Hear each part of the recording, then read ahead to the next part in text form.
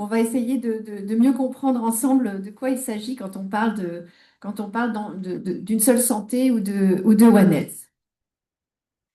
Euh, alors, pour commencer, en fait, le concept, l'approche, la démarche One Health, en fait, comme vous le disiez, madame, hein, c'est un concept ancien qui remonte à plusieurs décennies maintenant et qui est d'une actualité brûlante. Ce concept, il a été conçu par une association entre l'Organisation mondiale de la santé, l'Office international des épizooties, l'Organisation de l'agriculture et de l'alimentation et le Programme des Nations unies pour l'environnement. Il promeut une approche intégrée, systémique et unifiée de la santé publique humaine, de la santé animale et de la santé environnementale, qui sont considérées comme interdépendantes aux échelles locales, nationales et planétaires. Et ce concept, en fait, il vise à mieux affronter les maladies émergentes à risque épidémique. Plusieurs concepts émergents proposent aujourd'hui d'intégrer la santé humaine à son environnement animal et écologique. Et l'émergence de ces concepts, elle se situe dans un contexte que vous connaissez très bien, hein, celui du réchauffement climatique, de l'effondrement de la biodiversité et de la mondialisation économique. Ce sont les concepts de Global Health, Eco-Health, Planetary Health et One Health, donc en fait partie. Au cours de l'année 2021, au cours du congrès de la Société française de santé publique, notre fédération avait organisé une table ronde autour de l'initiative One Health, au cours de laquelle nous avons fait intervenir Hélène Soublé, qui est directrice de la Fondation pour la recherche sur la biodiversité. Et son intervention autour de One Health s'était centrée sur la définition de trois piliers pour une urgence. Alors, en introduction, ce qui est très intéressant, c'est qu'elle nous a partagé ce schéma qui montre l'émergence de grandes épidémies depuis la sédentarisation humaine. Donc, ces épidémies, elles s'étagent au fil du temps sur des milliers d'années. Mais ce qui est très intéressant dans ce schéma, c'est qu'on constate que au moins 6 pandémies mondiales ont eu lieu depuis la pandémie grippale de 1918, dont celle du VIH-Sida, du SRAS et de la Covid-19, ainsi que 3 pandémies causées par les virus de la grippe. Et ce qu'on constate, c'est que la fréquence de ces épidémies augmente.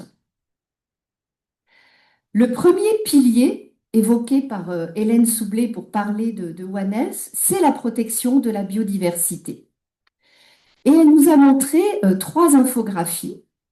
Donc cette première infographie montre que le pourcentage cumulé des espèces disparues, donc vous en avez, elles sont listées sur la droite, les amphibiens, les mammifères, les oiseaux, les reptiles, les poissons, etc. Ce pourcentage cumulé des espèces disparues depuis le XVIe siècle, puisque le schéma démarre en 1500, il a connu une augmentation spectaculaire à partir du début du XXe siècle, donc au moment de la révolution industrielle. La deuxième infographie montre la chute drastique du nombre de gros animaux sur les différents continents en fonction de quel événement? De l'arrivée des êtres humains. Donc, il y a 50 000 ans en Australie, il y a 10 000 ans en Amérique du Nord et il y a un millier d'années à Madagascar et en Nouvelle-Zélande. Les schémas, les graphiques parlent d'eux-mêmes. Enfin, la troisième infographie qu'elle nous a montrée, en fait, montre l'évolution du poids relatif des différentes espèces sur la Terre entre il y a environ 100 000 ans. Donc, le pavé rouge que vous voyez dans la colonne de gauche, hein, où les mammifères sauvages, en fait, représentaient la biomasse la plus importante sur Terre. Et aujourd'hui, donc c'est la colonne de droite, où ces mêmes espèces sont aujourd'hui très largement minoritaires, hein, c'est le trait rouge qu'on voit tout en bas, par comparaison avec le poids de nos animaux domestiques, y compris le bétail évidemment, hein, mais dans la partie rose du schéma, et notre poids à nous humains qui représente le sommet en fait de cette colonne. Euh, La question qu'on pourrait se poser au regard de ces résultats, c'est finalement la biodiversité s'effondre et alors? Eh bien, la prédominance de l'être humain et des animaux domestiques sur la Terre modifie les dynamiques des agents infectieux, perturbe la répartition et la composition des communautés végétales et animales et fragmente les habitats de tous.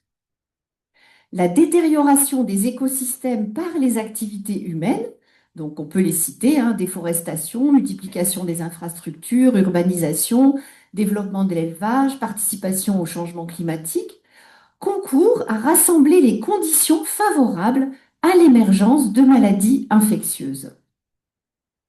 La biodiversité, faut-il le rappeler, est au cœur en fait de toute vie sur Terre, y compris la nôtre. Le deuxième pilier évoqué par Hélène Soublé, c'est la prévention de l'exposition par contact. Les zoonoses, eh bien, ce sont ces maladies ou infections qui se transmettent directement ou indirectement des animaux aux humains et vice-versa.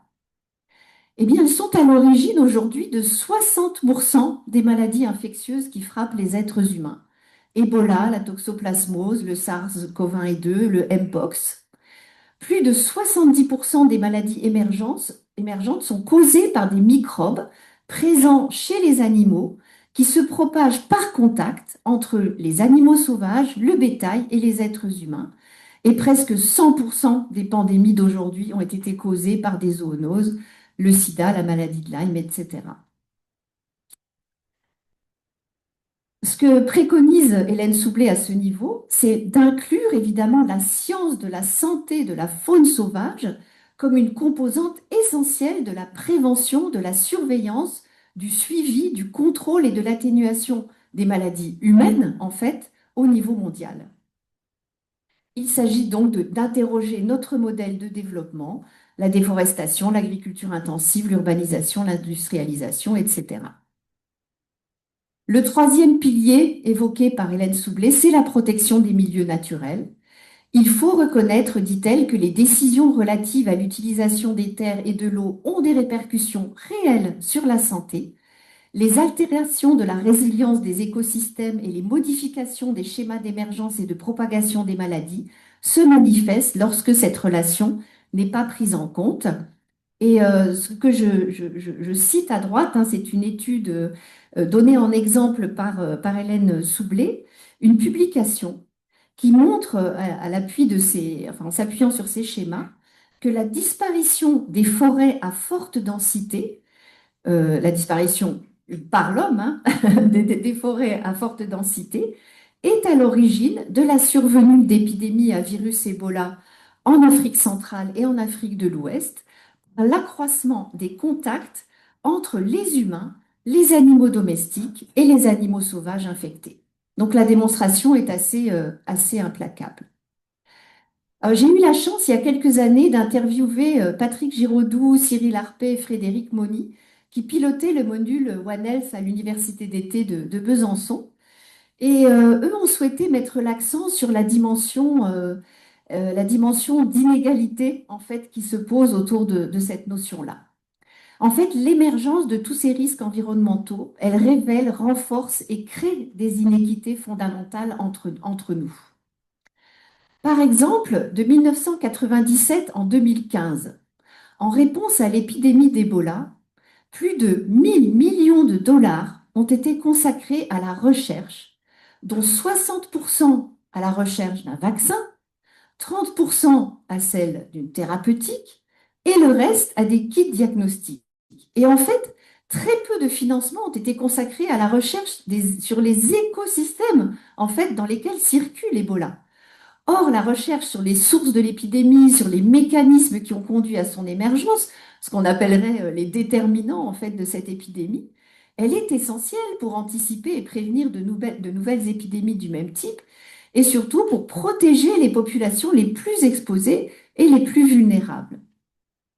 Or, ce que disait Patrick Giraudoux notamment, c'est que malheureusement, pour ces populations les plus exposées et les plus vulnérables, la découverte d'un vaccin ou d'un traitement administrable aux happy few de la planète qui pourront se les payer justifie les investissements colossaux dans les études pharmaceutiques au détriment de recherches menées dans une perspective One Health qui explorerait les déclencheurs des épidémies, les facteurs de réduction des inégalités sociales, environnementales et de santé.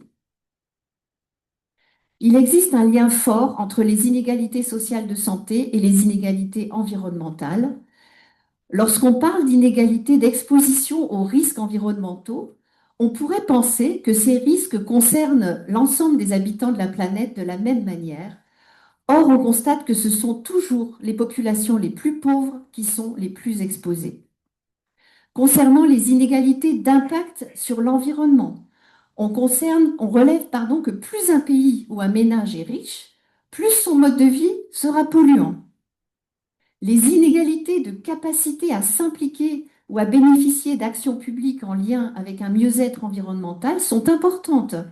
Certaines politiques, on le sait, ont tendance à désavantager les populations les moins favorisées, comme la fiscalité carbone par exemple, alors même qu'on a vu que ces populations moins favorisées ont un impact négatif sur l'environnement bien moindre. Donc on a pris l'habitude de parler de double peine en fait pour ces populations. Il existe un enjeu majeur, qui est le même d'ailleurs que pour la réduction des inégalités sociales de santé, c'est d'intégrer la notion d'une seule santé dans toutes les politiques. L'approche une seule santé, elle ne vise pas seulement les risques infectieux, sur lesquels j'ai un peu insisté au début, elle s'intéresse en fait à tous les risques environnementaux, qu'ils soient chimiques, biologiques, physiques, etc. Elle mobilise par conséquent toutes les politiques et tous les secteurs. Par exemple, les pesticides utilisés dans l'agriculture se retrouvent intégrés dans les organismes par la chaîne alimentaire ou par l'exposition directe, malheureusement, des populations, donc des agriculteurs qui répandent ces produits. Ils ont un effet sur la santé humaine, sur la santé animale et sur l'ensemble des écosystèmes.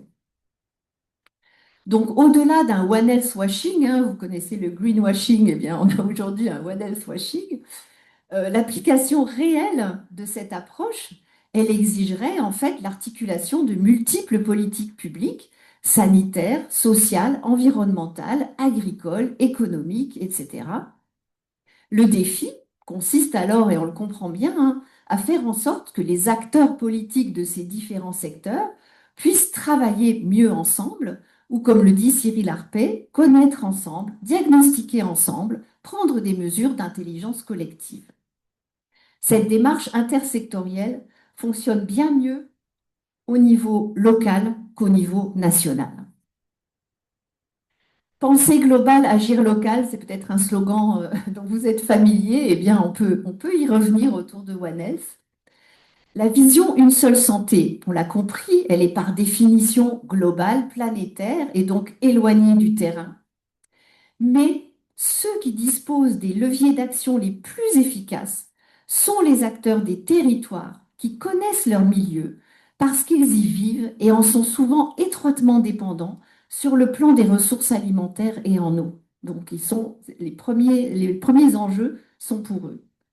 Une seule santé, c'est donc un concept universel, mais qui ne va fonctionner que s'il est mis en place localement.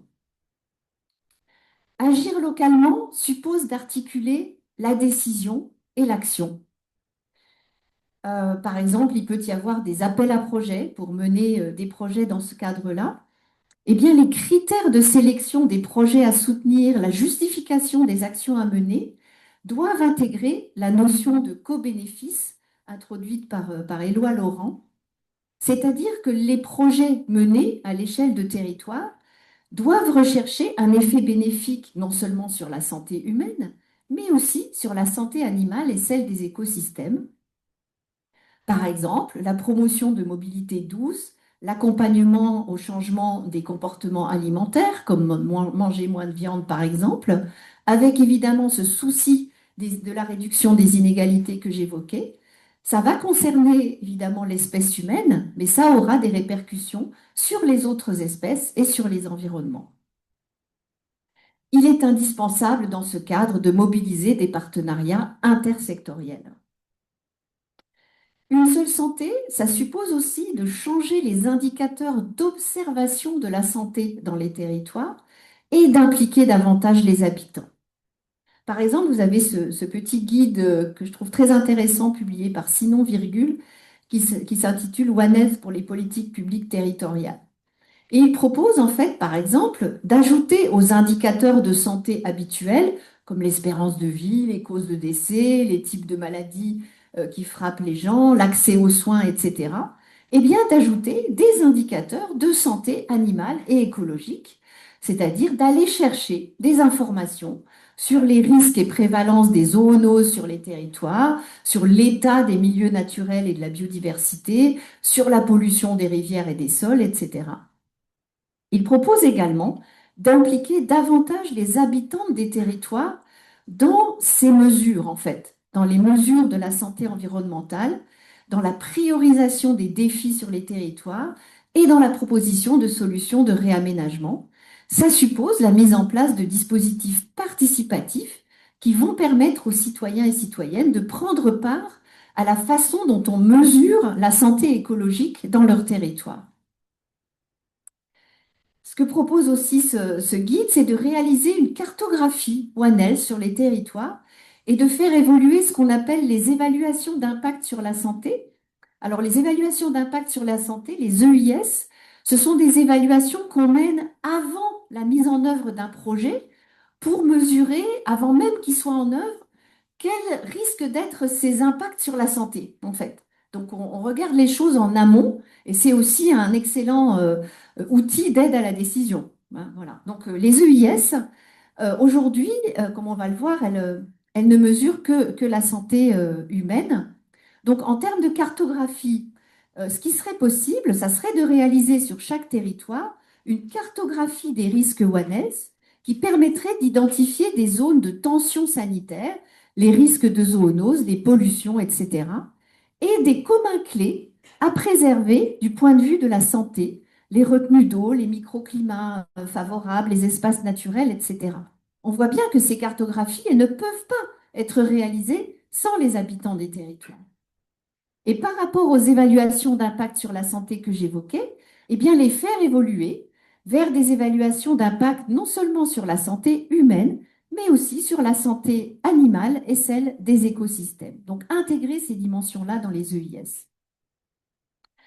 Une seule santé, ça suppose aussi, on ne peut pas ne pas en parler en cette année 2025 où la santé mentale est une année grande cause, oui, grande cause pour la santé mentale, c'est la prise en compte des enjeux en termes de santé mentale de toutes ces questions-là.